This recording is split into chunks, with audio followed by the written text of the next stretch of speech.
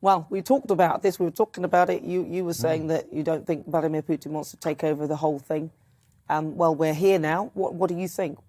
Well, the fact that he is highly likely to invade doesn't, again, mean he wants to take over the whole thing. There are numerous scenarios that could play out now, ranging from just a military battle of some kind to a limited territory grab to the entire territory grab. What's clear is that British and American intelligence seem to think that this is on the cards for this week. And, we can't judge whether that's correct or not, but we can say that clearly he's got the force in place to do it if he wants to. Is this your Michael Foot moment where you say it's not going to be a hurricane? Do you remember that?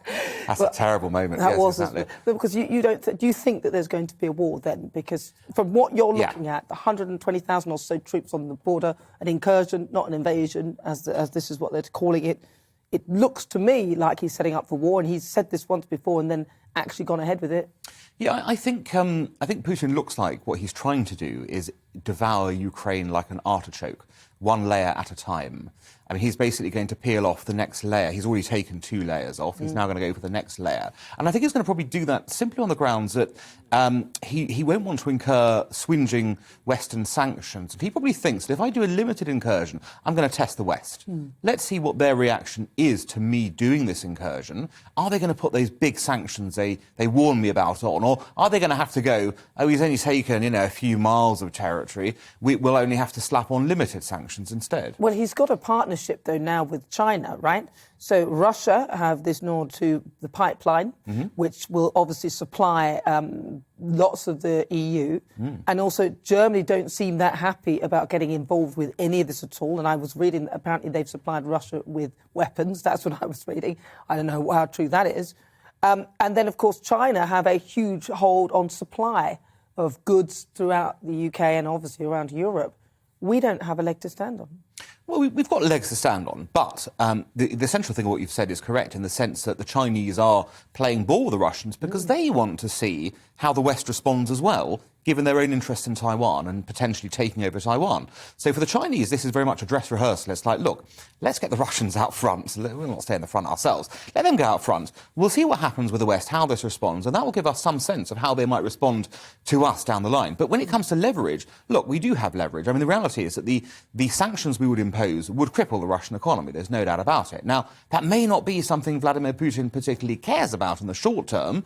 In the longer term, it will matter. How will those sanctions cripple Russia, though? I mean, they could get supplies for things from China. What is it that we specifically supply to Russia that will make them be concerned of losing us as an ally in any respect? Well, it's really the financial system. So, the architecture of the sort of global transaction system is American. It's SWIFT. If when you ever have to do an international payment, you've got to type in a SWIFT code. If the Russians are locked out of that, suddenly they lose the ability to trade globally.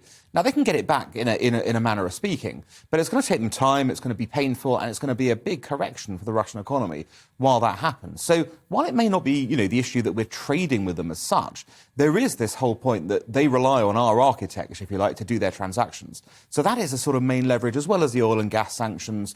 And, of course, you're right to say, well, Europe needs Russian oil and gas. But there is a time period before it really kicks in that Europe can go without. And equally, the Russians need to sell the gas as well and the oil. So there is... But they know they need to sell it, but they will sell it because it's needed. The need is greater than their need to sell. Right, they have it. Well, they won't sell it if there are sanctions. Yeah, but how... but then where will Europe get its gas from? I mean, that's the point, isn't it? That's all very well you saying that and it'll take time. From what I'm looking at, strategically, Vladimir Putin is moving very slowly, as you said, layering things one at a time. I probably wouldn't call it an artichoke. I'd probably call it an onion. Different layers. Don't quite know what an artichoke looks like when I put it in my head. But when I look at this, to me, this is not looking good for the rest of the world. This looks to me like the beginnings of World War III. And I'm looking at the UN as well and NATO and all these bodies. What's their involvement? Ukraine isn't part of NATO. Well, Ukraine's not part of NATO, of course not. And, of course, Putin is claiming that NATO is trying to encroach on his territory. The reality is that there is no, kind of push at the moment or drive, even remotely, for Ukraine to be a NATO member. It can't be a NATO member because it's got land divisions with Russia at the moment. So there's no possibility of that happening. And Putin knows this deep down.